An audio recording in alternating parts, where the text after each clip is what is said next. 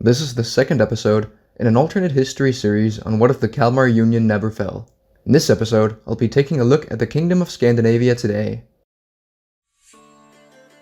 The Kingdom of Scandinavia is a constitutional monarchy and functions as a quote-unquote country of countries, much like the United Kingdom. Essentially, the Kingdom of Scandinavia is the sovereign state with UN membership, etc., but within it are 5 constituent countries and several autonomous territories. The Kingdom of Scandinavia officially has their royal family and Queen Margaret II as their sovereign ruler, but in practice, the nation functions as a democracy with its parliament in Copenhagen elected by the people as the true governing body in the nation. The Kingdom of Scandinavia, whilst being known for its Viking heritage and harsh climate, is actually home to quite diverse climates and landscapes. In the south, in the more densely populated Denmark, it is actually a fairly temperate climate similar to that of England, the Netherlands, and northern Germany, with the landscape being mostly flat farmland with urban centers in between. Further north in Sweden and Finland, the distances between cities and urban centers grow quite a bit, and the landscape is covered with vast forests and lakes. As you go west into Norway, you will find landscapes that the nation is most known for, namely mountains and a jagged coastline with countless fjords which create quite a scenic view. If you move even further north into Nordland, the landscape goes from endless forest to mostly Arctic tundra as you reach the Arctic tree line, with settlements few and far between. With geography covered, let's look at the administrative subdivisions of Scandinavia. As mentioned before, the Kingdom of Scandinavia, much like the United Kingdom, is a country of countries. The sovereign state with UN membership, etc. is the Kingdom of Scandinavia, but it consists of 5 constituent countries as well as 5 autonomous territories. These countries and territories, ranked in terms of population, are as follows. Denmark, the country that founded the Kalmar Union and is home to the capital Copenhagen. Denmark has several major cities and metropolitan areas, and is generally very urbanized, having the highest population density out of the 5 Scandinavian countries. In fact, it is a bit over half as dense as the Netherlands, or fairly comparable to the UK in terms of density. Outside of the major urban centers, Denmark is generally very flat, and consists of mostly farmland. It also spans across several islands which are connected to each other and the mainland through a network of bridges. Denmark's biggest contributions to the Union are certainly its large population, massive agricultural sector, as well as being the nation's industrial and trade center. This has all made Denmark very wealthy and is the reason for Denmark being the most prominent and influential country within the Kingdom of Scandinavia. Denmark is further divided into the 3 administrative regions of Øresund, Nordjylland, and Sønderjylland. Sweden. Sweden is among the original 3 countries which formed the Kalmar Union centuries ago. It is the one which has had the most turbulent relationship with the Union, and it does still have quite the rivalry with Denmark.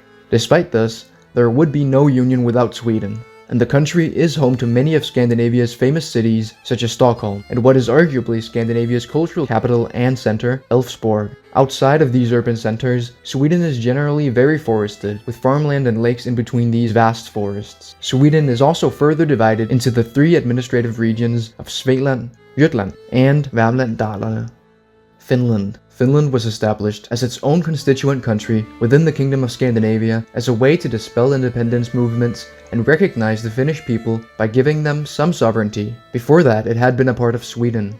Today, Finland is a thriving country, which despite having its language mostly replaced, especially in coastal regions and major cities, still retains its cultural identity and traditions. In many ways, it is a similar story to Ireland, although the Finnish language is still more widespread than the Irish one. Finland is home to some of the most important Scandinavian cities, such as Åbo and Helsingfors. Outside of its major urban centers, Finland is extremely forested, and as its nickname, Land of 1,000 Lakes, suggests, the landscape is indeed dotted by lakes. Finland is of course also further divided into the 3 administrative regions of Nyland, Østbaden, and Karelen, also known as Karelia in English. Norway. Norway, like Sweden and Denmark, is among the 3 founding countries of the Union. It has, unlike Sweden, had a fairly favorable view towards the Union and even worked alongside Denmark in the early years of the Union, where relations with Sweden were more turbulent. Norway is home to several major cities and beautiful sights. The fjords in Norway have in many ways become synonymous with Scandinavia. Norway also brings in a lot of wealth from its offshore oil drilling in the North Sea. Norway is further divided into 3 administrative regions, namely Viken, Vestlandet, and Trøndelag. Nordland. Nordland is in many ways a similar story to Finland. The region was once home to a majority Sami-speaking population with their own distinct culture. It was established as a constituent country at the same time Finland was, as a way of appeasing the local Sami people. To an even greater extent than Finland, Nordland had already mostly become Scandinavian culturally and linguistically when it was established, and this process would also continue well into the 20th century, where finally the Sami languages would be recognized as minority languages in Nordland. Nordland is not home to many major cities, but it is very resource-rich and has quite the beautiful Arctic landscape. It is just like the other countries in the kingdom, divided into 3 administrative regions, namely Vestbaden, Hålogaland, and Lapland, also referred to as the Sami region. Those were the 5 constituent countries. Now I'll quickly go over the 2 largest autonomous territories. These function quite differently from the former, as they have a higher degree of autonomy and much more of a unique cultural identity. The most populous of these territories is Iceland, a region that was once a part of Norway, then transferred to Denmark, and finally in more recent years, it became its own autonomous territory. Iceland has its own Icelandic language, which is related to Scandinavian, but quite distinct, although Scandinavian is spoken in the largest city, Reykjavik. The second most populous of these territories is Ösel and Dauer, also known as Sada and Hiiu in the local Estonian language. The population of these islands grew substantially during the 19th and 20th centuries, where the historical homeland of the Estonians was being Russified, as Russians came and settled the region, establishing cities such as Alexandergrad. Here many Estonians fled to the Scandinavian islands that already had a substantial Estonian population. Scandinavia is home to several major cities, one of which can certainly be considered one of Europe's major cities and economic centers, but all of which have a rich history and sites worth seeing. The 12 largest metropolitan areas in Scandinavia are listed below, ranked in terms of population.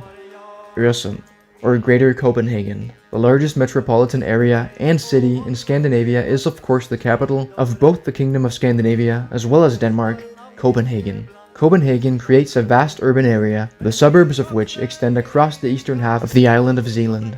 A region which is also often included in Greater Copenhagen, creating the Öresund metropolitan area, is Malmö. Together, these create an absolutely massive urban center, which is closely interconnected, as several bridges have been built between Zealand and the Skåne region in eastern Denmark. A few artificial islands have also been built, and this, along with the marshlands being drained on the Saltholm island, making it prime real estate, has made these 2 cities even more connected. Counting Malmö as a part of the Öresund metropolitan area, the second largest city in Scandinavia is Stockholm. Stockholm is a historic city and the capital of Sweden, although significantly smaller than Greater Copenhagen, especially when you include the entire Öresund metropolitan area. Stockholm is still in many ways considered the capital's rival city, is the beating heart of Sweden, and certainly among the most important cities in Scandinavia. Altona is a city on the outskirts of Scandinavia and Denmark. It's an important trade city, which for a long time was a rival to the independent German city of Hamburg, but after the Scandinavian acquisition of Hamburg, Altona eventually outgrew it and more recently absorbed Hamburg as a borough of Altona. Altona used to be populated by mostly Germans, but throughout the centuries it has become a mostly Scandinavian-speaking city, surrounded by a countryside where most of the German-speaking minority in Scandinavia lives. Elfsborg. Bearing the name of the old Swedish castle on the coast, Elfsborg is alongside Copenhagen, perhaps Scandinavia's most important and influential city. The city center is located in Sweden, but it has suburbs that extend into both Denmark and Norway. This has made the city a bit of a melting pot of Danish, Swedish, and Norwegian language and culture. While the written Scandinavian language has been heavily influenced by Danish, the spoken one has been heavily influenced by the dialect which developed here in Elfsborg, and the city was essential to developing the pan-Scandinavian national and cultural identity throughout the centuries. This has all turned Elfsborg into Scandinavia's cultural capital, and lots of media and news networks are based out of Elfsborg and are also spoken in the Elfsborg dialect. Christiania, formerly known as Oslo, is the capital of Norway and by far the most important city in the region.